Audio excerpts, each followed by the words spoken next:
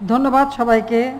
Bangabandhu gold cup প্রাথমিক বিদ্যালয় football tournament 2023 এবং বঙ্গমাতা শেখ ফজিলাতুন্নেসা মুজিব গোল্ড কাপ প্রাথমিক বিদ্যালয় ফুটবল টুর্নামেন্ট 2023-এর চূড়ান্ত পর্যায়ের আজকের এই খেলা এখন কিছুক্ষণ শেষ হলো, কিছুক্ষণ আগেই।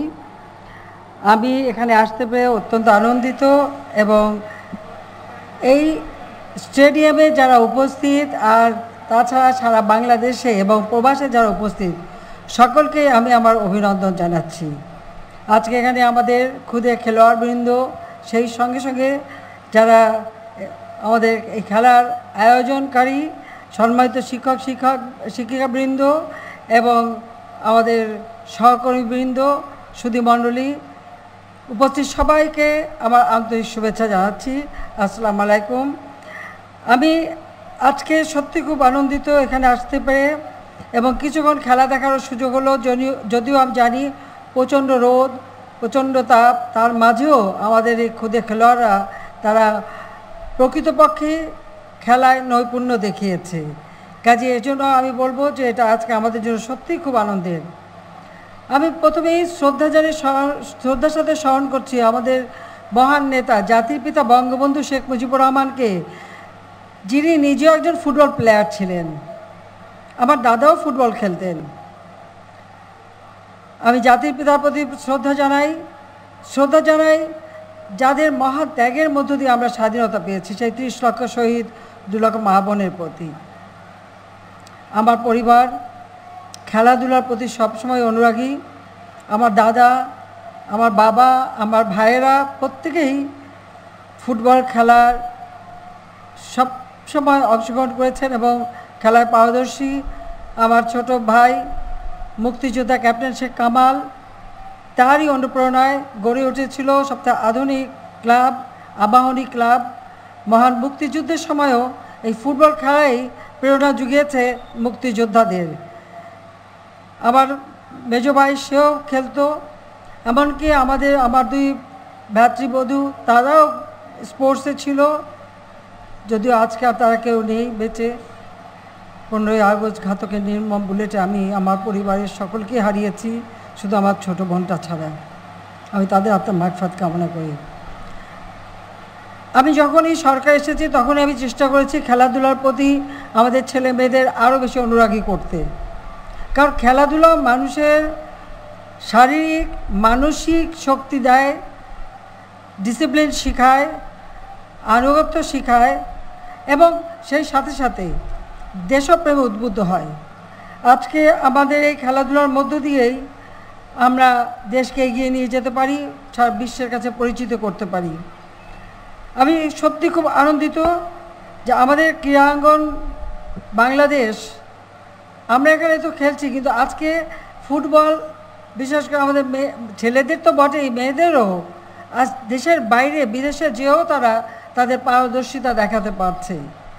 2009 সরকার গঠন করার পর থেকে যখন আমরা এই প্রাথমিক বিদ্যালয় ফুটবল টুর্নামেন্ট শুরু করলাম ছেলেদের এবং মেয়েদের, বঙ্গমাতা গোল্ড কাপ এবং বঙ্গবন্ধু গোল্ড কাপ, আজকে আমি দেখি আমরা দেশের গণ্ডি পেরিয়ে বিদেশে যে আমাদের ছেলেমেয়েরা চমৎকার পারদর্শিতা দেখাচ্ছে।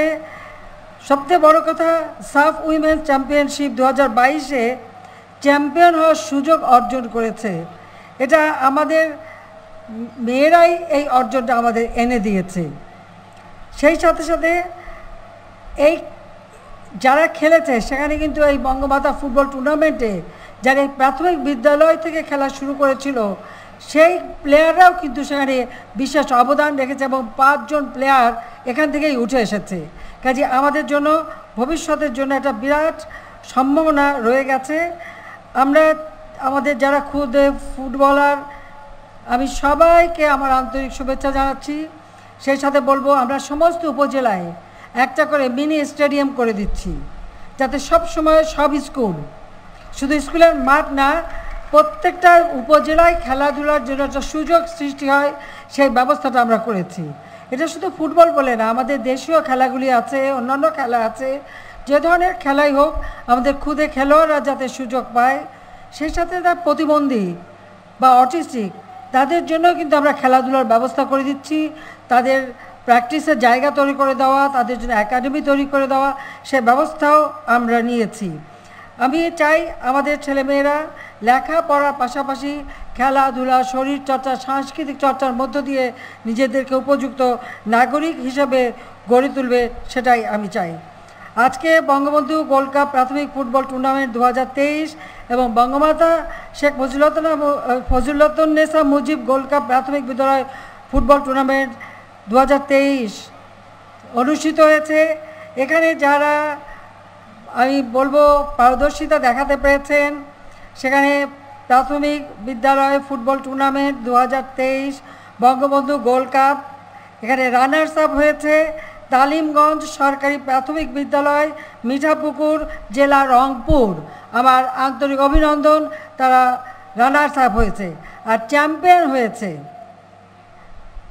চর গোলাপবাড়ি সরকারি প্রাথমিক বিদ্যালয়, মাদারগঞ্জ, জেলা জামালপুর।